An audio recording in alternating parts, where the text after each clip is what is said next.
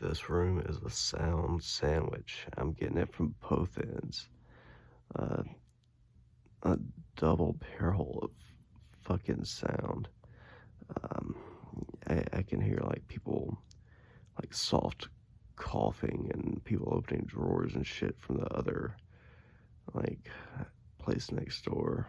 Um, I can hear Pop just fucking snoring. It's torture. I wish I could fucking snore like that. I'm just laying here like,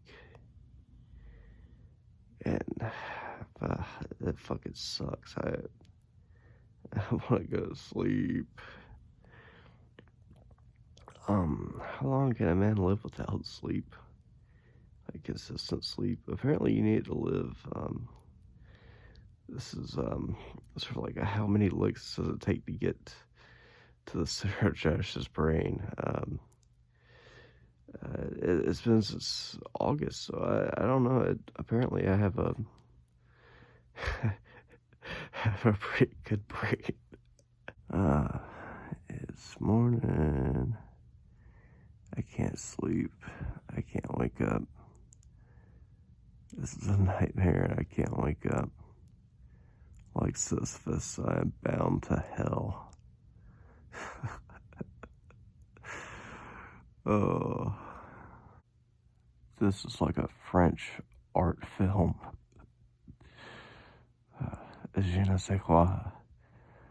What even is this? I feel like I look and sound. I feel like shit. Holy crap, man.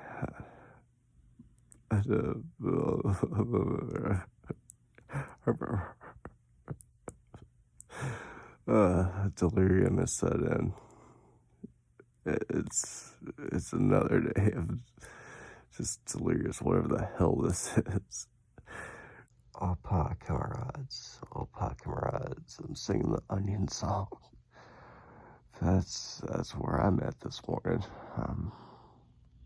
Yeah, it's a good song. It's a song about onions. It's a war song. Yeah, war rations. Digging up onions in the countryside and getting absolutely caved in by panzers. Because the French are old school and not in a good way. They refused to change tactics and got absolutely handed. They got their derriere handed to them because they insisted on using these great war tactics when WW Part 2 rolled around. Armored mobility, meeting with old cavalry tactics. It was not that's a piss poor way of explaining it, but maybe I'll elaborate on that a little bit more. I don't know why I'm on a French kick today. There was what am I talking about? People like to dog on the French for giving up and surrendering. It's actually sort of a poetic justice thing, because that's how France used to treat everybody. They especially the British.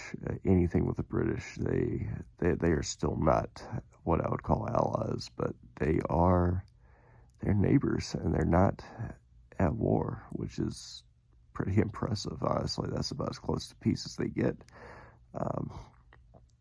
Honestly, nobody likes the English either, but the French are just so hard to like.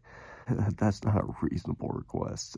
Just not being at war with them and having a strong enough military to prevent them from invading you is, that's about the best you could do. It's a balancing act. It's spinning plates. French food is overrated too, by the way. You really see this in things like The Tiger 2 and You know, they're gigantic mobile guns like the Elephant. It's, you know, you have these big, heavy things with this, you know, big, thick armor and these gigantic, big dick guns. They're slow as hell. Look at things like the mouse and the rat. That's MAUS. It's like a Tiger 8 or whatever the world they called it. They built like half of one of the mouse. It's just a big, slow, gigantic piece of crap, and you know it's intimidating. Sure, if you're in a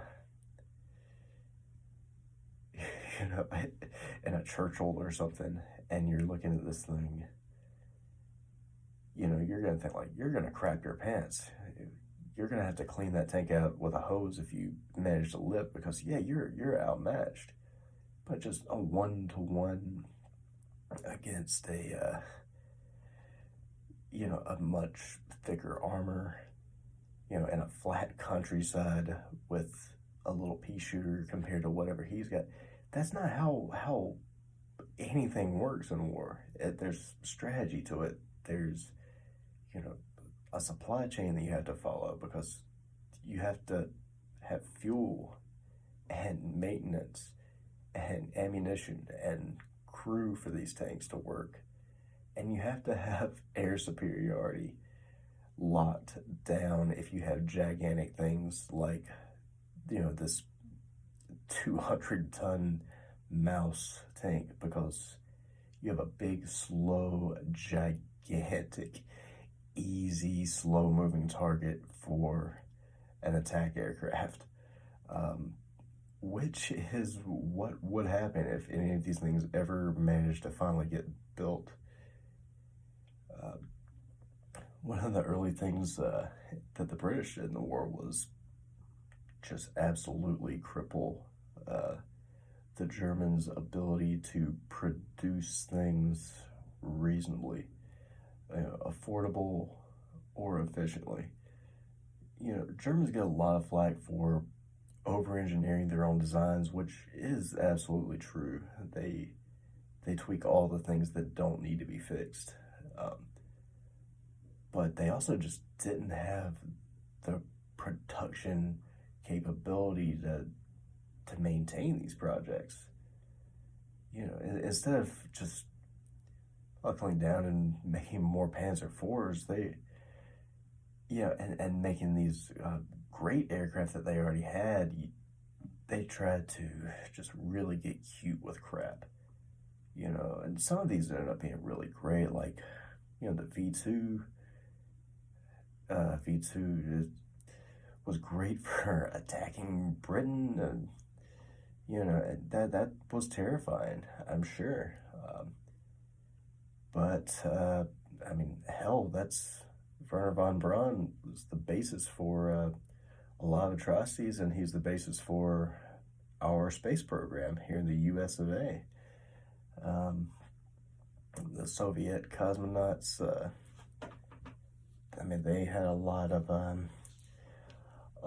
take-ins from the Nazi war effort. So yeah, there's a lot of jerks out there, a lot of meanie Nazi guys that got taken in and overtly protected by the U.S. and the Soviets. One interesting thing, when you read a lot about World War II history, a lot of these things about the Germans are written by those Germans. You know, it's a mess, but that's what you call the clean Wehrmacht theory. You're only guilty of atrocities if you don't write a novel about it. Also consider the Venerable Sherman, the M4.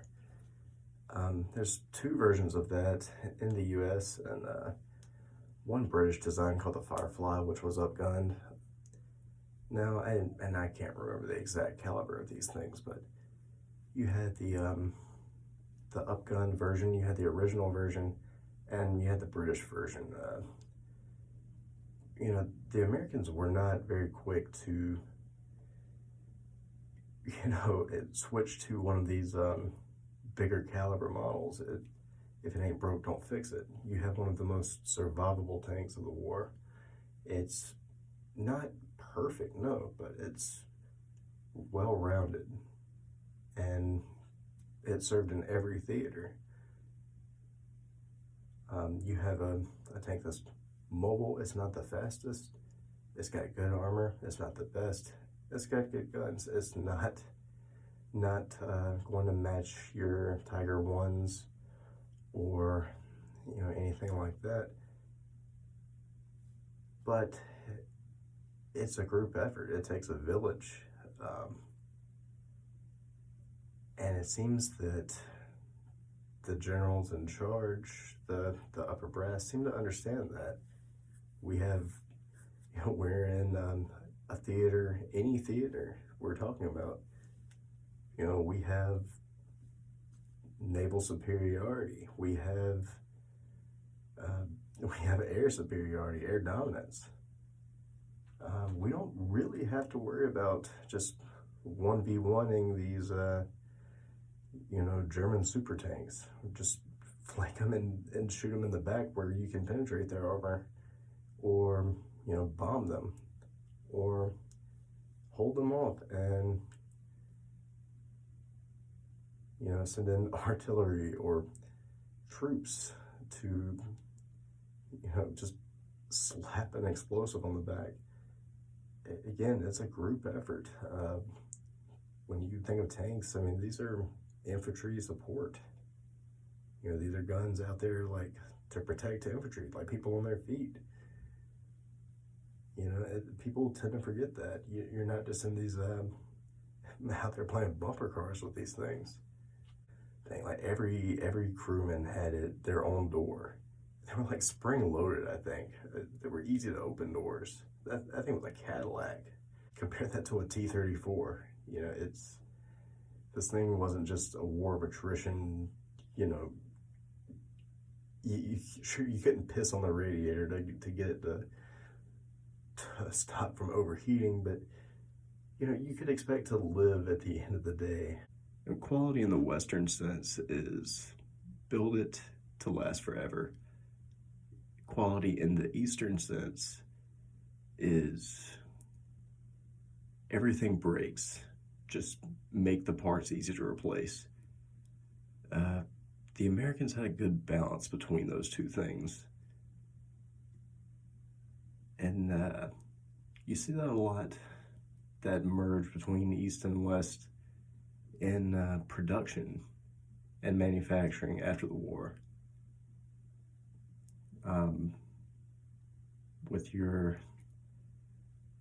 With the partnerships with the Japanese, Kaizen, Kanban systems, lean, agile production.